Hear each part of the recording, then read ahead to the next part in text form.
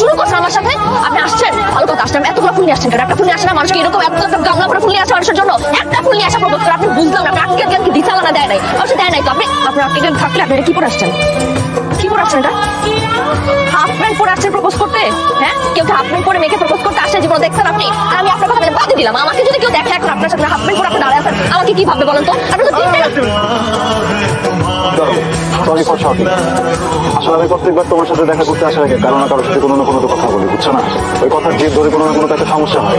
এই জন্য আমি গতকাল রাতে ডিসাইড করছি আজকে কথা বলার আগে আমি কারোর সাথে কথাই বলবো না, বলবো হবো প্রথম কথাটা তোমার সাথে বলবো। তো আমি যখন সকালবেলা ঘুম থেকে উঠছি, ওঠার পরে তো হচ্ছে কি আমি হাফ প্যান্ট পরেই ছিলাম। তো আমি যদি এখন প্যান্টটা চেঞ্জ করতে যাই, যদি শব্দ হয় ছেলে পেলে দুইটা যাবে, ওইটা কিন্তু আমার সাথে কথা বলবে, তাহলে তো আবার জেদ ধরে আবার প্রবলেম হবে। এই জন্য আমি হাফ প্যান্ট পরে এখানে চলে আসছি। প্লিজ তুমি কিছু মনে করো না, আজকে আমার কথাটা বলতে দাও। আমি আজকে ভেজাল মুক্ত হয়ে তোমার কথাটা বলবো, প্লিজ। ভেজাল মুক্ত? প্রথমেই তো একটা ভেজাল করছেন, আপনার চোখের মধ্যে দিয়ে দিচ্ছেন। এই জন্য আমি তোমাকে একটু ভাবতে দরকার নাই, কি বলবেন বলেন? তাহলে ভেজাল মুক্ত হয়ে বলেই দিই। আচ্ছা